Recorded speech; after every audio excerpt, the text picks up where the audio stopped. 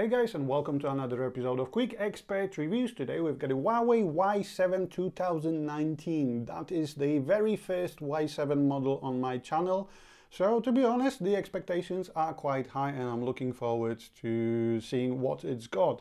We're gonna start as usual. So we've got a fingerprint sensor, LED flash, 2 megapixel depth sensor unit, 13 megapixel main camera, 3.5mm jack, SIM tray and a memory card tray to the left, micro USB in 2019 with bottom firing speaker, power button, volume down, volume up, and a 8 megapixel front facing camera. Now the phone is made of plastic, which you can feel in both the actual feeling and the actual weight of the phone. So let's have a look. Let's delve into the system first. Let's have a look what it's running on. Android 8.1. Wow, that's very weird, considering that the Y6 2019, which I've reviewed recently as well, was running on Android Pie, and this Y7 is actually more expensive. It's more expensive by £50. So a very weird decision, especially that it also said it's February security patch. That's awkward. Again, the Y6 was on March when I reviewed it, or actually even April. So yeah, very weird decision by Huawei, and it doesn't seem like there is a software update available either. Right, so in terms of the actual system navigation, we can use the pixel style gesture-based system. We've got the one single button system, and we've got the triple back, home and recent button system as well. Then we've got the simple mode. We also have the smart assistant, which I believe, yes, hides the one-handed UI. So if you'd like to, you can swipe across the screen or you can swipe across the navigation bar. And this will allow us to reduce the size so it's more accessible for one-hand use. Now, considering that the phone does have a 6.26-inch display, it is quite handy. In terms of security, we've got the face unlock and the fingerprint ID. Then we've got the app lock and a file save. So app lock allows us to lock apps behind the passcode.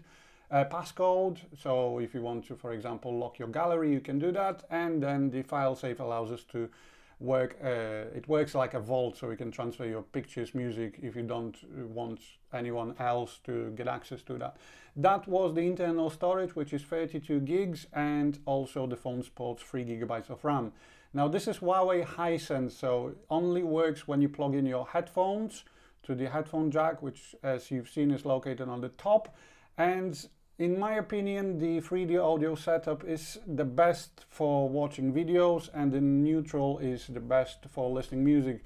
It's purely because the bass is decent, punchy, and the mid-tones are also quite, how to say that, recognizable, like,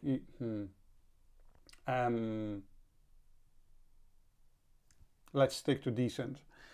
Right, in terms of the display itself, we don't unfortunately have any sort of night mode or anything like that. We do get the eye comfort mode, which reduces the blue light from the display in the evening, and it puts the less strain on your eyes, but at the same time a system-wide dark mode which would benefit us more. In terms of the notch, if you'd like to, you can hide it. Obviously it's a software option, but it is there. In terms of device connection, that's an interesting one. So there is no NFC on the phone. So the phone costs £169.79, and for an extra £20 you can get a Huawei P Smart with a better camera, better processor, more internal storage, NFC. So very weird positioning of this phone. If it would be around £149, that would make more sense. But the Y6 is decent if you trying to save some money, but the Y7 is very hard to recommend. In terms of pre-installed tools, we've got the built-in FM radio, we've got the game suite, which allows us to put all the games in one place, and it tries to enhance the performance. However, I have to admit that the Snapdragon processor built into this phone struggles with even the user interface, and considering the screen is 720p, so there is not that much strain on the processor, it is might not be the best gaming device itself. Now, we've got the party mode as well, so as usual with the Huawei and Honor phones, one phone can play a tune and it then plays on all other phones themselves. Now, in terms of the camera, like I did mention, we've got a 13 megapixel main unit with an f-stop of 1.8, so the lower the value, the more light is captured. And then we've got the second sensor, which is 2 megapixels, and that 2 megapixel sensor is a depth sensor. Then we've got the Huawei High Vision, so if you point it towards a barcode in a shop, it will let us know where we can buy it. It's like Google Lens basically, but for shopping. In terms of the actual cameras settings features, you do have to give credit to Huawei that even in their entry-level phones, they do give you a lot of options, including like assistive grid, touch and hold to take a picture, smile to take a picture. The video can only be recorded in 1080p at 30 frames per second. What else we've got in here? And obviously if you'd like to, you can mute the video. Then we've got the Pro mode, which allows us to adjust the ISO, the shutter speed, the exposure value, even the focus.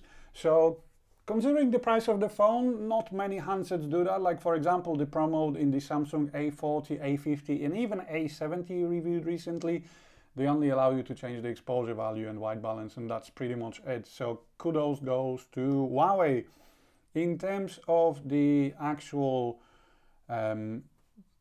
camera modes, we've got the aperture modes and portrait mode. So the portrait and aperture allows us to take a picture, and then the 2 megapixel unit tries to sense the background of the picture, and then you can blur it. If you'd like to, you can obviously adjust the fake artificial aperture, but obviously that's all done via software. So even though you do get a hardware second camera,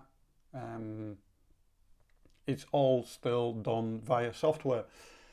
And yeah, that's pretty much it in terms of that. Now, like the phone itself does have a 4000 milliampere hour battery. It charges pretty fast, around an hour and 45 minutes, so it's a decent job in terms of the battery life, but it's not the best. Let's have a listen to some audio then.